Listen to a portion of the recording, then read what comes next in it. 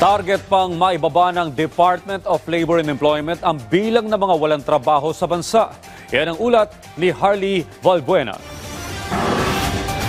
Target ng Department of Labor and Employment na may baba pa ang bilang ng mga walang trabaho sa bansa. Kasunod ito ng naitalang 3.1% unemployment rate noong Disyembre 2024 na pinakamababa simula noong 2005. Sa press briefing sa Malacanang, inihayag ni Labor Secretary Bienvenido Laguesma na sisikapin nilang makamit ang unemployment rate na mas mababa pa sa 3.1%. Ito ay sa pamamagitan ng mga programa tulad ng pagtugon sa jobs mismatch, pagdaraos ng job fairs at paglika ng high quality o mga dekalidad na trabaho. Bukod dito, dapat binumanong maihanda ang mga manggagawang Pilipino sa 200,000 trabahong ibinunga ng investments na nalikom ni Pangulong Ferdinand R. Marcos Jr. sa kanyang mga biyahe abroad.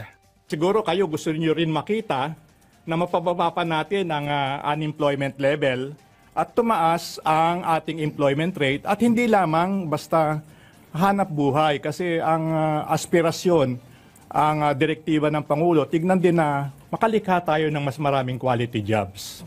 Nang tanungin naman ukol sa mga trabahong malilika sa panahon ng kampanya at eleksyon, sinabi ng DOLE na mas nakatutok sila sa long-term o pangmatagalang mga trabaho at hindi sa pansamantala lamang. Ayon naman kay NEDA Undersecretary Rosemary Edilion, patuloy na isusulong ng gobyerno ang mga pangunahing strategiya tulad ng inklusibong working arrangements.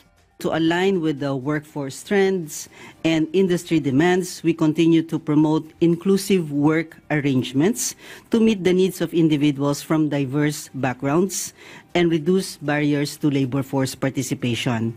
Samantala, minomonitor din ng DOLE ang pag-usbong ng mga trabahong gumagamit ng Artificial Intelligence o AI upang magpakalat ng disinformation at misinformation, lalo na ngayong panahon ng eleksyon. Harley Valbuena para sa Pambansang TV sa Bagong Pilipinas.